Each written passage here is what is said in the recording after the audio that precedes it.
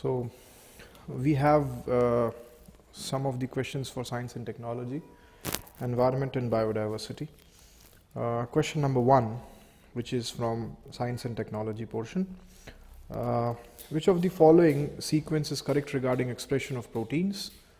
We have DNA, RNA and protein, and there is a ladder for that. Usually this can be covered with the basic nature of gene expression.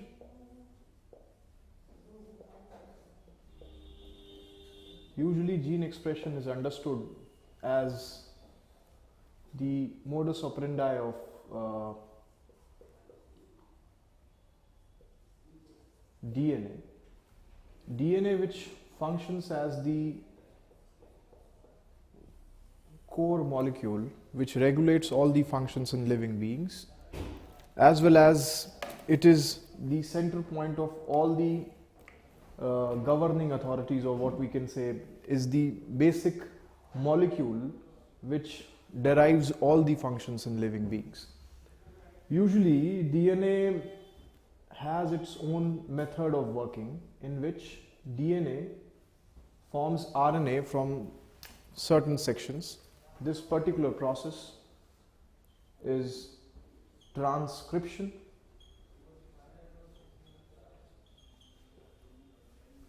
and on the template of RNA, multiple proteins are being produced, of course with the help of certain enzymes. This process becomes translation, which is the backbone of all the biological process. These proteins are further, they are either used in structural functions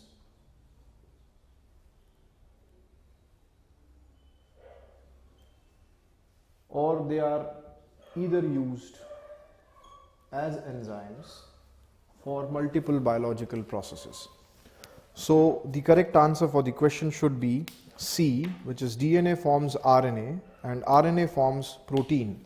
This total process was explained by Watson and Crick,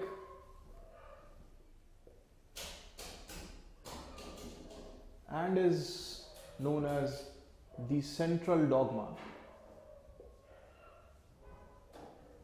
of the cell.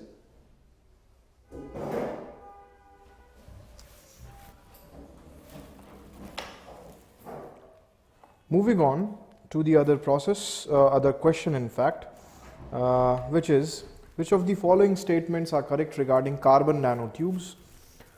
Statement number 1, they are allotropes of carbon with cylindrical structures having very high length or diameter ratio. They are having bonding which is similar to diamond in structure. They have very high tensile strength, and specific strength is greater than high carbon steels. Now, when we speak about carbon nanotubes, first we need to understand the basic idea of nanotechnology associated with carbon. Usually carbon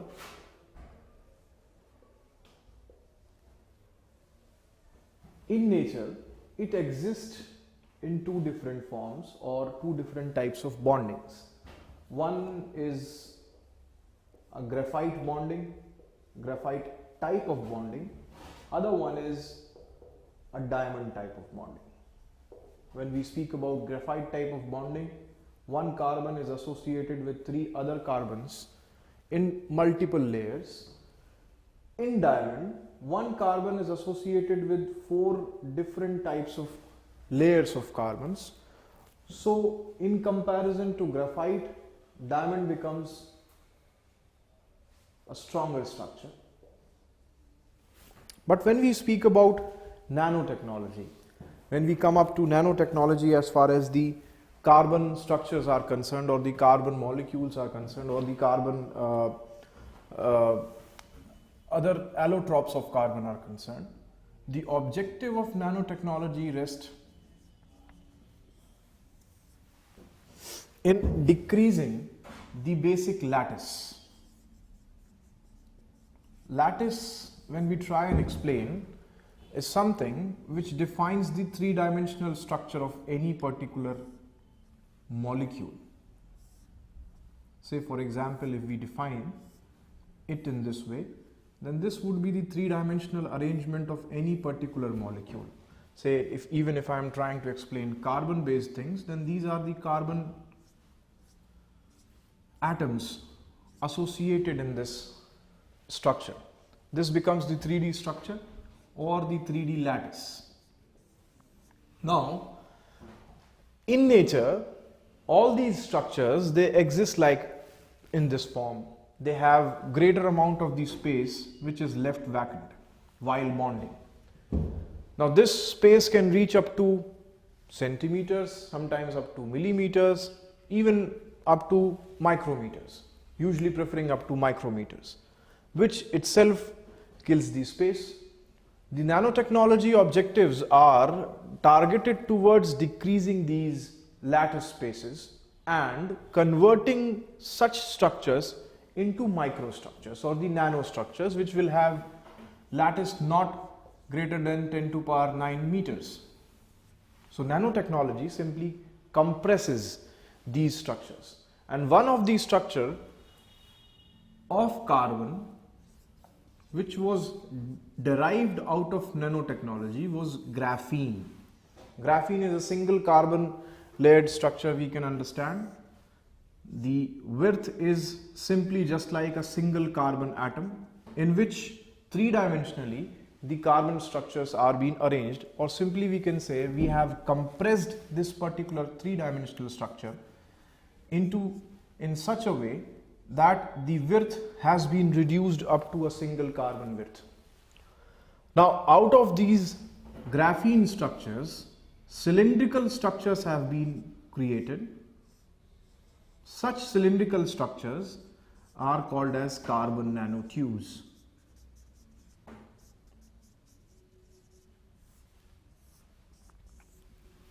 So carbon nanotubes are the minutest structures that can be created out of carbon, that can be created out of a sheet of graphene as well, or what we call as graphene or bucky paper or bucky sheets. Now cylindrical structures created out of bucky sheets or graphene, they become the carbon nanotube. Now carbon nanotube, they have variety of applications. As far as this question is concerned, statement number 1 says they are allotropes of carbon with cylindrical structures having very high length or length to diameter ratio. Now obviously they have length, but diameter is very less, so high ratio of diameter to length, length to diameter. And then obviously since they are single carbon structures, so they have very high tensile strength as well, which is being spoken about in the third statement. They have very high tensile strength, and high specific strength is greater than high carbon steels as well. Now graphene becomes the hardest structure known right now, which may be the synthetic structure. We are not speaking about the naturally occurring structures, but it is one of the hardest structure which is being created synthetically. Obviously it is much harder than diamond as well.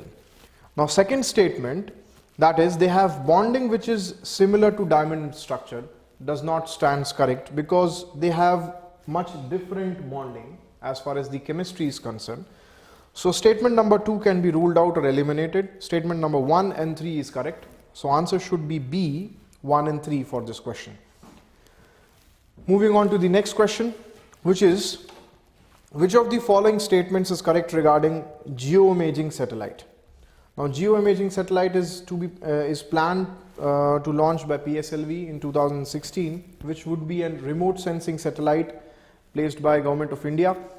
The target of this particular satellite would be to observe or to monitor a particular sector at a resolution of 50 meters.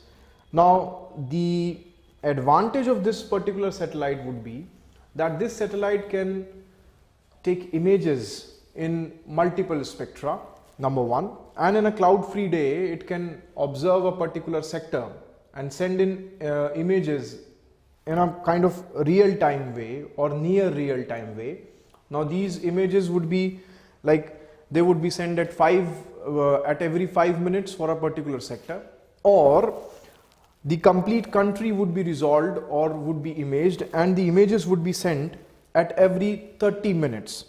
So this would become a next step towards remote sensing in the country, where we were looking on towards the Indian remote sensing satellites. GSAT can be not GSAT as in GSAT, but GISAT would be something which would increase the imaging system of the country. So statement number 1 and 2, which is it will carry a multi-spectra and multi-resolution imaging instrument and will be placed in geostationary orbits, and it is designed to act as a special eye in the sky to alert about natural disaster, forest and sensitive borders. So both of these stands correct. Obviously, when GISAT comes into place, the border monitoring would be better than what we say is in the present state. And second thing, probably the infiltration can be checked using certain satellites. So obviously they have greater prospect as far as the Indian space research is concerned. Next question, question number 4, which is regarding RFID, radio frequency identification. Which of the following statements is correct regarding radio frequency identification, RFID? Statement number 1 says it is a form of wireless communication based on radio waves to identify and track objects. Second, it has reader and tag that communicate. These tags and these tags are small and require very high power to store information and exchange data with readers. Statement number 3 says it can identify many items simultaneously with vicinity of few centimeters to meters without direct line of sight. Now RFID is something like those tags which you usually find in your shopping malls. With every particular object which are being placed nowadays, we are moving on towards urbanized forms of shopping, and in these urbanized forms of shopping you usually find everything is being tagged using certain methods in a departmental store or in larger stores, where we find everything is being tagged, and you cannot steal those objects or you cannot take those objects until and unless those tags have not been removed. So that is the general form of radio frequency tags that we usually see. Technically, radio frequency tags, they usually work on a particular radio frequency. Such frequencies are much lesser than the frequencies that we usually find in Bluetooth or Wi-Fi. Rather, they have smaller frequencies. They usually work up to a frequency of 1.2 gigahertz spectrum and much lower than that as well. Usually such types of tags, they are used to track any particular object in a smaller area, say in a departmental store or in a warehouse or in the nearby area. Even in banking sectors, the mobile bankings can also be radio frequency tagged, in which RFID can be used for transfer or for banking purposes also. So RFID has a greater role to play nowadays in tagging. Now, as far as this question is concerned, statement number 1 and 3, they appears to be correct. Answer should be 1 and 3. Next question, which of the following are biofertilizers? Rhizobium, Acetobacter, Azolla, Frankia. Now being 1, 2 and 3 statements have been given. Now biofertilizers, when we speak about, biofertilizers are those living objects or living beings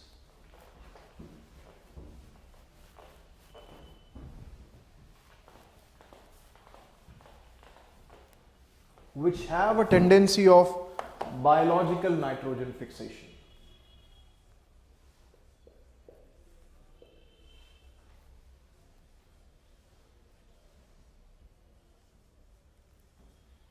Now when we speak about biological nitrogen fixation, first we should see nitrogen fixation.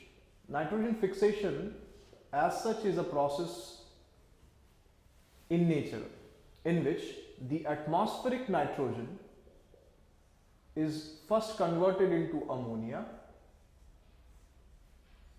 then into nitrites, then into nitrates, which are present in the soil as well. Now these nitrates are of particular importance for the growth of plants as well as the complete food chain depends on such chemical processes. Now nitrogen fixation as such in atmosphere or in nature is a time taking process, because conversion of nitrogen into ammonia would itself take lightening, and it is a time taking process, and obviously conversion of ammonia to nitrites then to nitrates is also a time taking process. There are multiple biological organisms like bacteria, cyanobacteria, or what we say as blue-green algae, and even algae, specifically certain green algae. They have the tendency to convert the ammonia which is present in soil into nitrites and then into nitrates. Majorly this process is being achieved by nitrosomonas, nitrosobacter or nitrosococcus, such kinds of bacteria. But apart from this, there are other more agents like we have Azolla, we have Frankia, and we have Azotobacter as well. They help in conversion of atmospheric nitrogen into ammonia. So they are helpful in converting such things, and they can provide nitrogen to plants. Hence, they act as a fertilizer. Being biological in nature, so they all help as biofertilizers. So in this particular question, statement number 1, 2 and 3, or the choices given in 1, 2 and 3, they are all correct. Over here, we can mention about rhizobium as well.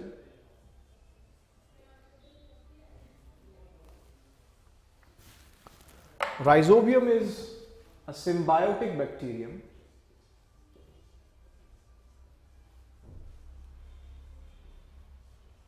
which is present in root nodules of leguminous plants. Now, this symbiotic association between leguminous plants like gram, pea, etc. Now, this symbiotic association itself help in formation of nitrogen or availability of nitrogen in the soil. That's why during cropping pattern or in even in cropping patterns, it has been said that we should go for crop rotation. Now, what does crop rotation would help over here is that sowing up leguminous plants for one season, then the other plants for the other, then again leguminous plant. So this symbiotic association of rhizobium and leguminous plant itself enriches the soil naturally with available nitrates.